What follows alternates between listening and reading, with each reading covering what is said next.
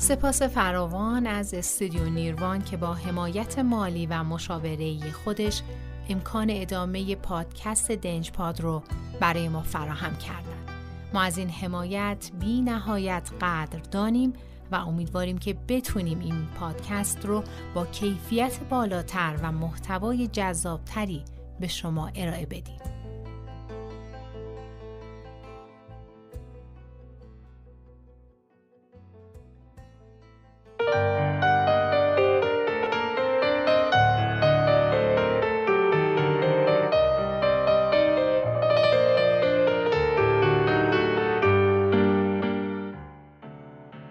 به نام خدای مهربون. سلام، ما منصوری هستیم.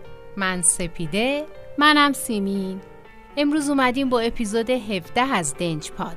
تو این قسمت میخوایم بخش سوم از داستان شنیدنی علی نورالدین و کنیزش انیس الجلیس رو بگیم و بشنوید و کیف کنیم.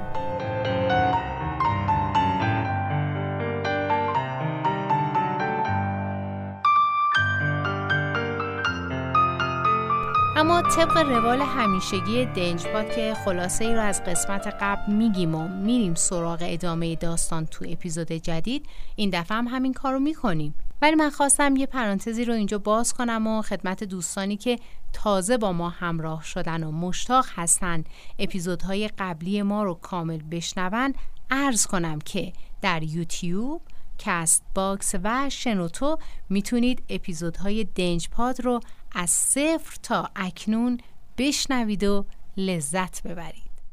حالا خلاصه داستان.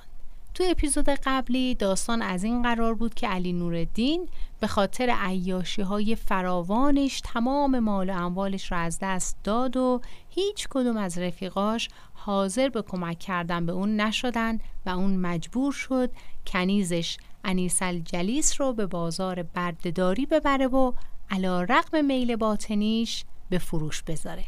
اما اونجا اتفاقایی افتاد که پادشاه دستور دستگیری اونو داد، ولی یه جورایی خبر به گوش علی نورالدین رسید و اون فرار کرد و سر از یه باغ بسیار زیبا توی بغداد در آورد و اونجا با پیرمردی که میگفت صاحب این باغ هستم آشنا شد و در ادامه داستان ازش درخواست باده کرد.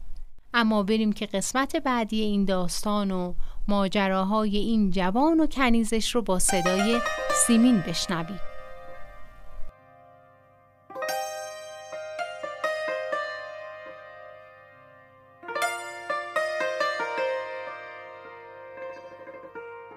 به نام خداوند بخشنده مهربان. به نام خداوند لوح و قلم، حقیقت نگار وجود و عدم. خدایی که داننده راز هاست، نخستین سرآغاز آغاز هاست. و اما در ادامه داستان شهرزاد چنین گفت: ای شهریار کامگار، آوردند که نورالدین گفت ما 2 تن از اکنون دیگر از بستگان توییم و باید پذیرای ما باشی و هرچه نیاز داشتیم برایمان بیاوری. شیخ ابراهیم گفت پسرم، این کلید انبار شخصی خلیفه هارون الرشید است. به آنجا برو و خیلی بیشتر از آنچه می‌خواهی در آن پیدا می‌کنی. نورالدین به انبار رفت و در آنجا ظرف‌هایی دید از طلا و نقره و بلور که انواع جواهرات را در آنها نشانده بودند و او هر شرابی را که می‌خواست در شیشه و پیمانه ریخت. سپس او و کنیزش انیس در حالی که از زیبایی چیزهایی که دیده بودند هوش از سرشان پریده بود، با هم از انبار بیرون آمدند و آنگاه ابراهیم باغبان برای آنها بوییدنی‌هایی مثل عود و عنبر و غیره آورد و دور از آنها نشست.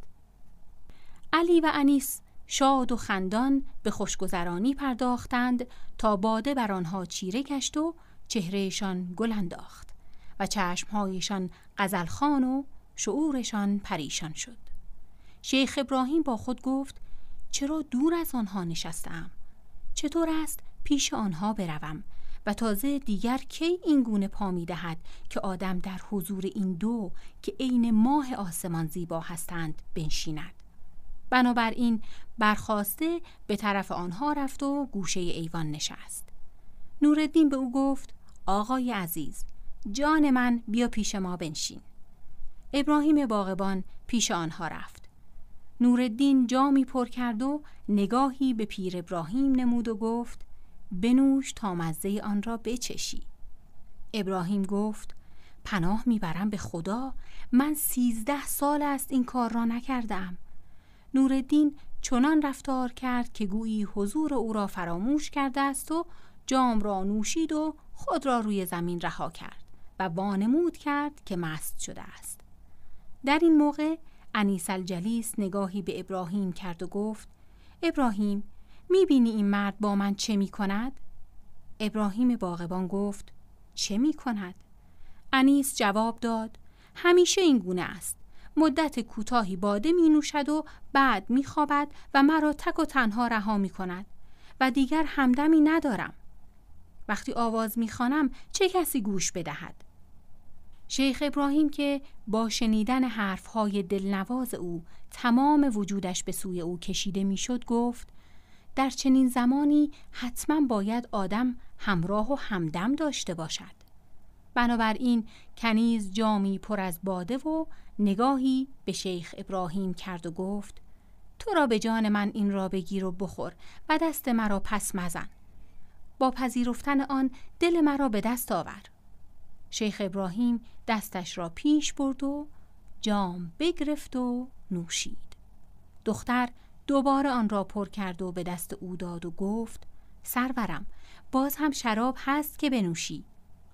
شیخ ابراهیم گفت: به خدا دیگر نمیتوانم، به حد کافی خورده‌ام. انیس گفت: به خدا باید بخوری. جام را گرفت و نوشید. جام سوم را نیز به او داد و او گرفته بود و میخواست آن را بنوشد که نورالدین برخاست و بنشست. علی نورالدین نشست و گفت: شیخ ابراهیم، بارک الله، مگر تو کمی پیش از خوابیدن من قسم نخوردی که من 13 سال است لب نزده‌ام؟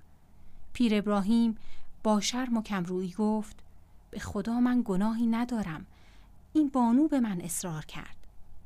نورالدین خندید و آنها به گفت و شنید پرداختند. انیس الجلیس رو به نورالدین کرد و آهسته به او گفت: سرورم، شرابت را بخور و به پیر ابراهیم اصرار مکن که بخورد، مگر آنگاه که رویش به تو باز شود و خودش بخواهد. بدین ترتیب کنیز پی در پی پیاله پر می کرد و به آقای خود می داد و آقای او پر می کرد و به او می داد. چندی به این روال گذشت. شیخ ابراهیم نگاهی به آنها کرد و گفت: این کارها دیگر چیست؟ این دیگر چجور شب نشینی و هم نشینی است؟ چرا به من که با شما هم نشین و همراهم شراب نمی دهید؟ آنها به شنیدن این حرف او قاه قاه خندیدند و با هم نوشیدند و به پیرمرد نوشاندند تا ثلثی از شب سپری شد. در این هنگام کنیز گفت: پیر ابراهیم، اجازه می دهی برخیزم و یک شمعدان از این همه شمعدان را برافروزم؟ ابراهیم گفت: برخیز، اما فقط یک شمع را برافروز. کنیز برخاست و از اولین تا آخرین شمعدان، یعنی هر 80 شمعدان را روشن کرد و بازگشت و در آنجا نشست. نورالدین پس از مدتی گفت: ای شیخ ابراهیم، یک درخواست دیگر از تو دارم و آن این است که بگذاری یکی از چراغ‌ها را برافروزی. شیخ ابراهیم گفت: برخیز و فقط یک چراغ را روشن کن و کاری به بقیه نداشته باش. نورالدین بلند شد و رفت و از اولین تا 80مین چراغ را افروخت. در این هنگام تالار از تأثیر نور به رقص آمده بود. شیخ ابراهیم در حالی که از مستی سر از پا نمی شناخت گفت: شما حالتان از من هم خرابتر است. بعد از جا برخاست و تمام پنجره ها را گشود و با آنها به همزبانی و شعرخوانی نشست و آن مکان سرشار از شور و حال شد. اما خدای بزرگ شنوا و دانا که سبب ساز همه چیز است چنین مقدر کرده بود که خلیفه در آن ساعت در کنار پنجره‌های رو به دجله در روشنایی ماه در قصر خود نشسته بود که چشمش به آن سو افتاد و روشنایی آن همه چراغدان و شمعدان را دید که در آب افتاده بود. از این رو نگاه خلیفه به قصری افتاد که داخل باغ بود و دید قصر نیز زیر نور آن همه شمع و قندیل زبانه می کشد. گفت هر چه زودتر جعفر برمکی را بیاورید. در چشم به هم زدنی جعفر نزد خلیفه حاضر شد. خلیفه گفت جعفر، حالا دیگر فریبم می دهی و مرا در جریان آنچه در بغداد می گذرد نمی گذاری؟ آری؟ جعفر گفت دلیل این سخن چیست؟ گفت حتما شهر بغداد را از من گرفتند که قصر فرجت زیر آن همه نور چراغ و شمع می درخشد و پنجره‌هایش را هم باز کرده اند. وای بر آن کس که قدرت چنان کارهایی را دارد، مگر اینکه واقعا خلافت را از من گرفته باشند و من ندانم. جعفر در حالی که سراپا می لرزید گفت چه کسی به شما گفته که در قصر فرجت چراغ و شمع افروخته و پنجره ها را گشوده اند؟ خلیفه گفت بیا و به چشم خیش بنگر. جعفر پیش خلیفه رفت و چشمش به سمت باغ افتاد و دید که قصر مثل شعله آتش میتابد و نور آن بر روشنایی مهتاب چیره گشته بود. جعفر در اندیشه شد که شاید این کار با اجازه پیر ابراهیم باغبان بوده است و برای اینکه بهانه‌ای برای کار او ساخته باشد مصلحت در آن دید که بگوید ای خلیفه، روز جمعه گذشته شیخ ابراهیم به من گفت ای جعفر، سرور و آقای من، از تو خواهش دارم که از خلیفه اجازه بگیری تا من فرزندانم را از بصره به گردش در باغ دعوت کنم. من به او گفتم برای شادی دل فرزندانت هر چه می‌خواهی بکن. اگر خدا بخواهد در نخستین دیدار خود با خلیفه به او خبر می‌دهم و فعلا با اجازه من این کار را بکن. اما فراموش کردم به شما بگویم. خلیفه گفت از نظر من تو یک خطا کرده بودی و اکنون گناهت 2 شد، زیرا به 2 صورت مرتکب خطا شدی. اول اینکه به من خبر ندادی و دوم اینکه مقصود شیخ ابراهیم را نفهمیدی، زیرا او به این دلیل پیش تو آمده و این سخن را گفته که به کنایه و اشاره از تو پول بخواهد و تو به او چیزی نداده ای و به من هم نگفته و خبری نداده ای که خود من به او بدهم. جعفر برمکی گفت ای هارون و رشید، فراموش کردم بگویم. خلیفه گفت به پدران و نیاکانم سوگند امشب را به بامداد نخواهم رساند مگر بازمانده شب را پیش این مرد پرهیزگار بروم که پیران پارسا با او رفت و آمد دارند و به گمان من امشب هم تمام آنها نزد او به سر میبرند. بنابراین ناگزیر باید نزد او بروم و بسا یکی از مردم در آنجا چیزی از ما بخواهد که خیر این جهان و جهان دیگر در آن باشد. شاید سودی هم با حضور من به او برسد و او و دوستانش را خوشحال کند. جعفر برمکی گفت ای سرکرده مسلمانان، چیزی از شب نمانده و آنها در این ساعت در حال رفتن و خداحافظی از یکدیگرند. خلیفه گفت باید پیش آنها بروم. جعفر خاموش ماند و راه پیش و پس نداشت و نمیدانست چه کند. خلیفه برپا خاست و جعفر و مسرور غلام نیز با او همراه شدند و هر 3 غرق در اندیشه به آهنگ قصر به راه افتادند. آنها در جامعه بازرگانان و جدا از یکدیگر کوچه ها را پیمودند تا به در باغ رسیدند. خلیفه پیش افتاد و دید که در باغ باز است. متعجب شد و گفت ای جعفر، میبینی که پیر ابراهیم چگونه تا این وقت در را باز گذاشته است؟ او از این عادتها نداشت. بعد هر 3 به باغ رفتند و در انتهای باغ زیر دیوار قصر ایستادند. خلیفه گفت جعفر، میخواهم پیش از آنکه آشکارا نزد ایشان بروم پنهانی و ناگهانی آنها را زیر نظر بگیرم تا این پیران و پارسایان را در خلوت بنگرم و بر کرامات و واردات ایشان وقوف یابم. زیرا تا این لحظه نه صدایی از ایشان شنیدم و نه نشانی از ایشان دیدم. در این هنگام چشم خلیفه به یک درخت گردوی بسیار بلند تناور افتاد. گفت: جعفر، میخواهم بر فراز این درخت شوم، زیرا شاخه های آن نزدیک پنجره است و میتوانم از آنجا آنها را بنگرم. آنگاه بر فراز درخت رفت و از شاخه‌ای به شاخه دیگر پرید تا روی شاخه‌ای در برابر پنجره نشست و از آنجا درون خانه را زیر نظر گرفت. در نخستین نگاه چشمش به دختری و پسری جوان همچون ماه تابان افتاد که آفریدگار یکتا با آفرینش آنان کمال خود را آشکار کرده بود.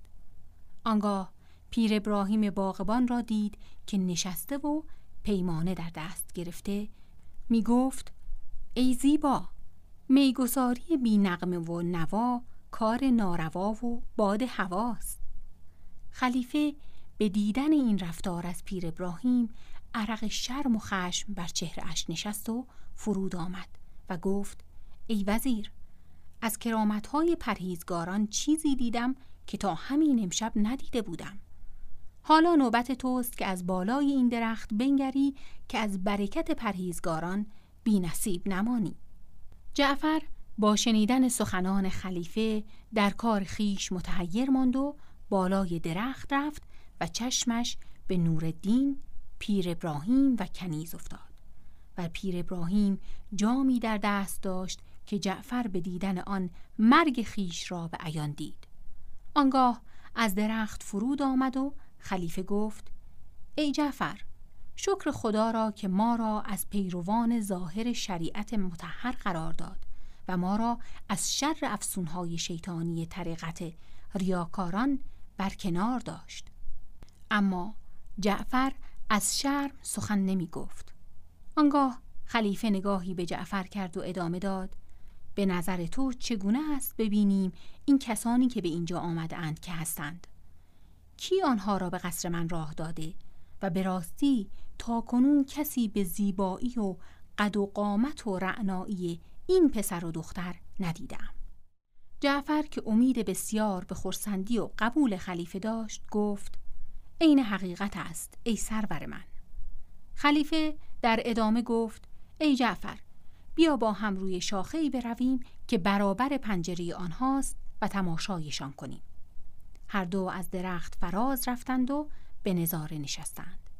شنیدند که پیر ابراهیم میگوید: بانوی من، شراب زائل کننده آداب است و شراب را لذت بخش نمی سازد مگر صدای چنگ و رباب. انیس الجلیس گفت: شیخ ابراهیم، به خدا اگر در اینجا سازی پیدا می شد عیش و شادی ما کامل بود. ابراهیم باغبان با شنیدن سخنان انیس از جا برخاست. خلیفه به جعفر گفت: میدانی او اکنون چه در اندیشه دارد؟ جعفر گفت: نمیدانم. پیر ابراهیم رفت و بیدرنگ با یک عود برگشت. خلیفه نیک بنگریست و دید عود اسحاق موصلی است و به جعفر گفت: خدا میداند اگر این کنیز بنوازد و نواختنش خوب نباشد همه شما را به دار می آویزم. اما اگر بنوازد و خوب بنوازد از گناه آنها در می گذرم و تو را به دار می آویزم. جعفر گفت: خدایا، کاری کن که بد بنوازد. خلیفه گفت: چرا؟ جعفر گفت: که همه ما را با هم به دار بیاویزی تا ما با هم انس بگیریم و یار و همدم یکدیگر شویم. خلیفه خندید و کنیز عود را گرفت و کوک کرد و چنان نواخت که هر دلی را شاد می کرد. خلیفه گفت: جعفر، به خدا در عمرم صدایی این چنین شادی بخش نشنیدم. جعفر گفت: انگار خشم حضرت خلیفه فروکش کرد. خلیفه گفت: آری. سپس او و جعفر از درخت پایین آمدند. آنگاه خلیفه رو به جعفر کرد و گفت می‌خواهم به جمع آنها بروم و بنشینم و صدای این دختر را در حالی که جلوی رویم می‌خواند بشنوم. جعفر برمکی گفت ای سالار مؤمنان، اگر پیش آنها بروی چه بسا آزرده خاطر شوند، اما پیر ابراهیم که در جا از ترس خواهد مرد. خلیفه گفت باید به هر نیرنگ و تدبیری که شده حقیقت این موضوع را بفهمم، بدون آنکه خود آنها به حضور ما پی ببرند. سپس خلیفه و جعفر به کنار دجله رفتند و در این باره چاره‌جویی می‌کردند و در همان زمان ماهیگیری زیر پنجره‌های قصر ایستاده بود که تورش را به آب انداخته بود تا ماهی بگیرد. همچنین خلیفه از زمانی پیش با پرخاش به پیر ابراهیم گفته بود این صدایی که زیر پنجره‌های قصر شنیده می شود صدای چیست؟ و پیر ابراهیم پاسخ داده بود صدای ماهیگیرانی است که اینجا ماهی می گیرند. خلیفه گفته بود همکنون برو و نگذار در اینجا چنین کنند. از این رو ماهیگیران مدت‌ها بود که در این مکان ماهیگیری نمی کردند. اما در آن شب به خصوص ماهیگیری کریم نام به آنجا آمده و دیده بود در باغ گشوده است و با خود اندیشیده بود که حالا زمان بیخبری آنهاست. چه خوب است وقت را برای صید غنیمت بشمارم و از فرصت استفاده کنم. بنابراین همینطور که تور را به آب انداخته بود و منتظر صید ماهی بود، دید که شخصی تک و تنها بالای سرش ایستاده و او را صدا می‌زند. کریم! و هنگامی که دید به نام صدایش می‌زنند، نیک نگریسته خلیفه را دید. سراپایش به لرزه در آمد و گفت حضرت خلیفه، ای پیشوای ما، آنچه کردم از سر بی‌اعتنایی به فرمان و ریشخند قانون نبود، بلکه از فرط بدبختی و عیالواری و تهیدستی بود. خلیفه گفت به بخت و اقبال من تور به آب بینداز. ماهیگیر شاد و خرم جلو آمد و تور بیفکند و منتظر ماند تا کاملا در آب فرو رفت و در آنجا قرار گرفت. پس آن را به سوی خود کشید و دید تعداد بیشماری از انواع ماهیان به تور افتادند. خلیفه شادمان شد و به او گفت کریم، جامه از تن برون آور. کریم ماهیگیر جامه بکند و آن جامه قبایی بود زمخت و مویین با صدها وصله و پر از شپش‌های دمدار و کک فراوان که میشد با لشکر آنها روی زمین را پوشاند. سپس عمامه اش را از سر برداشت و 3 سال بود که عمامه اش را باز نکرده بود و همینطور بر سر گذاشته و از سر برداشته بود. هر پارچه کهنه‌ای را هم که دیده بود به آن پیچیده بود. وقتی قبا و عمامه اش را درآورد، خلیفه نیز 2 جامه ابریشمین خود را که یکی بافت اسکندریه و دیگر بافت بعلبک بود و همچنین قبا و شب کلاه خود را از تن بیرون آورد و به ماهیگیر گفت اینها را بردار و بپوش. خلیفه نیز قبا و جامه ماهیگیر را پوشید و صورت خود را با شالی پوشاند و به ماهیگیر گفت حالا دنبال کار خودت برو. مرد دست خلیفه را بوسید و شکرگزاری کرد و در همین زمان بود که شپش‌ها به جان خلیفه افتاده بودند و همچنان که یکی را با دست راست می گرفت و دیگری را با دست چپ از گردن خود می کند و به زمین می افکند، از ماهیگیر پرسید بدبخت بیچاره، این همه شپش در این قبا چه می کنند؟ کریم ماهیگیر گفت سرورم، آزار آنها همین چند روز اول است. 1 هفته که بگذرد دیگر نه آنها را حس می کنی و نه به آنها می اندیشی. خلیفه خندید و گفت وای بر تو، چگونه دلت آمد این قبایت را تن من کنی؟ ماهیگیر گفت دوست دارم چیزی بگویم، اما از هیبت خلیفه پروا می کنم. خلیفه گفت حرفت را بزن. ماهیگیر گفت راستش ای سرور ما، فکر می کردم می خواهی ماهیگیری یاد بگیری که شغل به درد بخوری پیدا کنی. به همین دلیل به نظرم رسید که اگر بخواهی این کار را در پیش بگیری، این جامه برازنده توست. خلیفه از حرف کریم ماهیگیر خندید. سپس ماهیگیر به راه خود رفت و خلیفه ماهی ها را برداشت و آنها را در برگ و علف پوشاند و پیش جعفر رفت و جلوی او ایستاد. جعفر باور کرد که او کریم ماهیگیر است. از ترس یکه خورد و گفت: کریم، اینجا چه می‌کنی؟ جان خودت را بردار و از اینجا برو. مگر نمی‌دانی خلیفه امشب اینجاست؟ خلیفه با شنیدن سخنان جعفر برمکی چندان خندید که بر پشت افتاد. جعفر گفت: نکند خود امیر باشید؟ خلیفه گفت: بله، هستم و تو هم وزیر منی. من اینجا پیش تو آمدم و تو مرا نشناختی. ابراهیم که مست است چگونه می‌خواهد مرا بشناسد؟ پس همینجا بمان تا من بروم و برگردم. جعفر گفت: فرمان بردارم.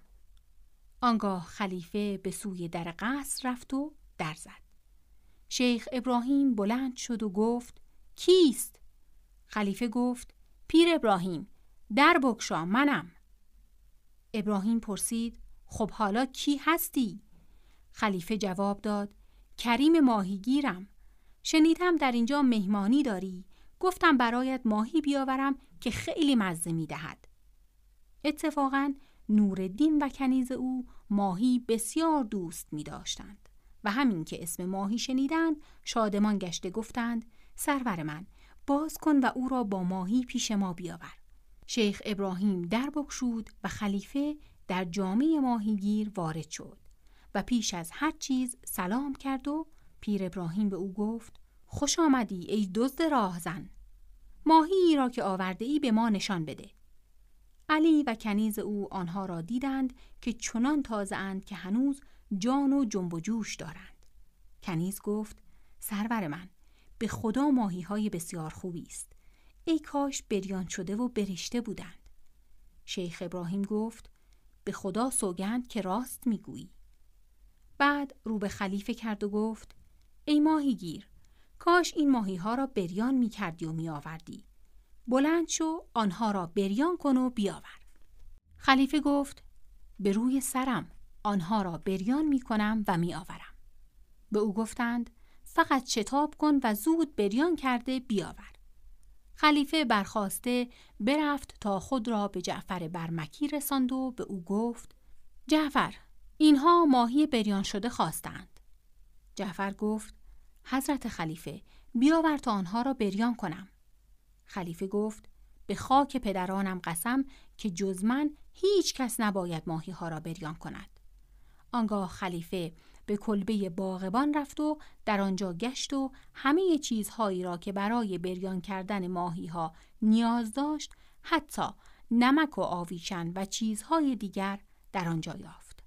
سپس منقل را آتش کرد و ماهی ها را به سیخ کشید و خوب بریان کرد.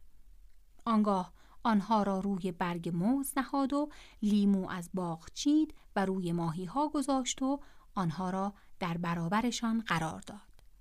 پسر و دختر جوان و پیر ابراهیم جلو آمدند و به خوردن نشستند. آنگاه کنار رفته دست شستند و نورالدین گفت: ای ماهیگیر، به خدا سوگند امشب با ما بسیار رفتار خوبی داشتی و به ما خوبی کردی. سپس دست در جیب کرد و 3 دینار از پولی را که سنجر هنگام سفر به او داده بود بیرون آورد و گفت: ای ماهیگیر، مرا ببخش. به خدا اگر آن زمان که چیزی در دستم بود با تو آشنا می شدم، تلخی فقر را از دلت بیرون می آوردم. اما اکنون این اندک مایه را از من بگیر. آنگاه دینارها را در دست خلیفه انداخت. خلیفه گرفت و بوسید و در جیب گذاشت. و مقصود خلیفه تنها شنیدن ساز و آواز کنیز بود. خلیفه به نورالدین گفت: لطف کردی و کرم نمودی. اما از آنجا که شرط نیکویی گزاردن نیکویی به تمامی است، تقاضا دارم این دختر برای ما آوازی بخواند. نورالدین گفت: انیس الجلیس؟ گفت: بله، چه میگویی؟ گفت: جان من، به خاطر این ماهیگیر چیزی بنواز و بخوان تا بشنود. انیس‌الجلیس با شنیدن صدای آقای خیش عود را برداشت و سپس زخمه‌ای عجیب زد که هوش از سر شنونده می برد. خلیفه از شدت شوق در تب و تاب افتاد و دیگر از شادی سر از پا نمی شناخت و پیاپی می گفت آفرین بر تو، آفرین بر تو. نورالدین گفت ای ماهیگیر، انگار از کنیز و عود نواختن او خیلی خوشت آمده. خلیفه گفت آری به خدا. نورالدین گفت او را به تو بخشیدم، آن هم به عنوان بخشش مردانه و بزرگمنشانه که بازگشت ناپذیر است. آنگاه از جا برخاست و جبه‌ای برداشت و بر شانه خلیفه که خود را به صورت ماهیگیر درآورده بود افکنده به او گفت که کنیز را بردار و برو. کنیز به او نگاهی کرد و گفت آقای من، بدون خداحافظی بروم؟ حتما باید با تو خداحافظی کنم. و این اشعار را خواند. اگر روی ز بر من، دلم سرای تو باد. سراچه تن و جانم همه فدای تو باد. دعا کنم که خدایت به من رساند باز. هزار آه کشم، آه من دعای تو باد. شعرخوانی او که به پایان رسید، علی نورالدین شعر او را چنین پاسخ گفت: گه وداع پر از غم، ز درد و رنج جدایی. بگفت یار عزیزم به ناشکیبایی، که بعد رفتن من نازنین چه خواهی کرد؟ بگفتمش که کند چاره ایزد از جایی. خلیفه به دیدن عشق میان آن دو، دور کردن آنها از هم به نظرش دشوار آمد و روی به مرد جوان کرد و گفت: آقای من، آیا جرم و جنایتی کرده ای و از آن هراسانی، یا قرضی داشته ای که از ترس آن گریخته ای؟ نورالدین گفت: ای ماهیگیر، به خدا من و کنیز سرگذشت بسیار شگفتی داریم که سزاوار است آن را با قلمی به نازکی سوزن بر روزن چشم نویسند. خسته نباشی. میگم پیر ابراهیم چه کار کرد با خودش. میگن که هر که با رسوا نشیند عاقبت رسوا شود. حکایت همینه. سلامت باشی. آره، این همون حکایت زمین بازی و همبازی و توپ بازی دیگه که بعد 13 سال براش جور شد، اونم دوباره گرفتار شد. البته اگه روی نفسش کنترل داشت میتونست بازم با وجود فراهم شدن شرایطش گرفتار نشه، به خاطر اینکه به هر حال اختیار انسان دست خودشه و هیچ کس نمیتونه بشری رو مجبور کنه که عهدی رو بشکنه یا مثل پیر ابراهیم تو این قصه عمل کنه. 100% همینطوریه. ولی از اقتدار خلیفه هم خیلی خوشم اومد که اونقدر زیر دستاش ازش حساب می‌بردن و خلاف دستورش کاری نمی‌کردن و همه چی زیر نظرش بود.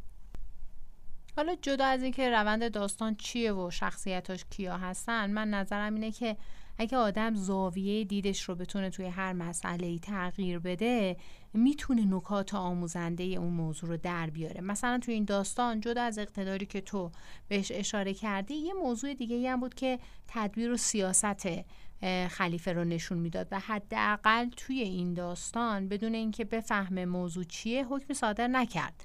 توی لباس مبدل رفت، با علی نورالدین و کنیزش نشست و از نزدیک با اصلشون آشنا شد و همین کارش هم باعث شد که اونا هم خودشون باشن، نخوان از روی ترس ظاهر سازی کنن یا رنگ عوض کنن. البته این تا اینجای داستانه و حالا باید ببینیم در ادامه چه اتفاقاتی میفته. من که خیلی مشتاقم بفهمم ادامه داستان چی میشه. پس بهت پیشنهاد میکنم که اپیزود بعدی دنجپاد رو از دست ندی. حتما.